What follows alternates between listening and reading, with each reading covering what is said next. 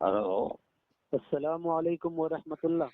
وعلیکم السلام ورحمۃ اللہ وبرکاتہ، فرمائیے۔ جی حضرت، خیریت سے ہیں آپ؟ اللہ کا فضل۔ کون بول رہا ہے بھائی؟ میں عبد الماجد بول رہا ہوں حضرت۔ فرمائیے، کیا بات ہے؟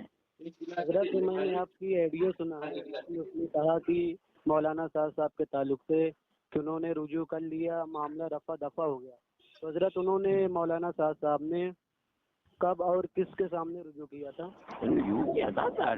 میں یہ کوئی عدالت ہے جس کے سامنے میں بیان دے رہا ہوں؟ میں دیوبند ہوں، دارالعلوم میں ہوں، ان کا رجوع نامہ آیا تھا۔ تو انہوں نے رجوع کر لیا نا حضرت؟ ہاں، رجوع کیا تھا۔ ہاں، تو ان کا رجوع قبول کیا گیا نا حضرت؟ بعد میں وہ پھر اس طریقے کی باتیں آتی رہیں، رجوع تو قبول ہو گیا تھا، پھر وہ چیزیں آتی رہیں۔ ان کو اپنی زبان کے اوپر قدرت رکھنی چاہیے اور قابو میں رہنا چاہیے، یہ چیز ہے اور کیا ہے۔ لیکن میرا جو کچھ میں نے کہا تھا اس کی بنیاد یہ تھی کہ وہاں کافر کہہ کر کے نکالا جاتا ہے۔ میں کہتا ہوں اور ہر جگہ یہ بات ہے کہ کافر تھوڑی ہیں وہ، یہ کہہ کہ کافر ہیں ان کو نکال دیا جائے، یہ چیز درست ہے۔ السلام علیکم۔ وعلیکم السلام ورحمۃ اللہ۔ خیر، جزاک اللہ حضرت۔ مولانا صاحب کے ساتھ میں سارا مسئلہ یہی ہے، وہ اپنی زبان کو قابو میں نہیں رکھتے ہیں۔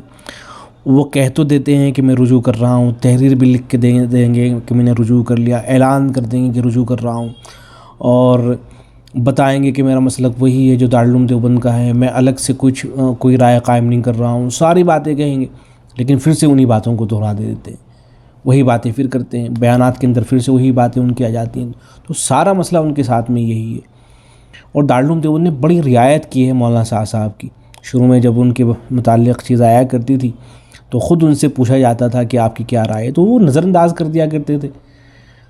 تو بہت زیادہ رعایت کرنے کے بعد پھر دارالعلوم دیوبند نے فتویٰ جاری کیا، اور اس کے بعد بھی بہت ان کی رعایت کی گئی، لیکن ان کا بس معاملہ یہی ہے دارالعلوم دیوبند کی طرف سے، ابھی بھی یہی ہے ارباب دارالعلوم دیوبند کی طرف سے، کہ اگر وہ رجوع کر لیتے ہیں واقعتاً تو کوئی مسئلہ نہیں، بات ہی ختم ہو جائے گی۔ لیکن ان کے ساتھ مسئلہ یہ ہے کہ وہ وہی باتیں دہراتے ہیں جو ان کی سمجھ میں آ گئی ہے۔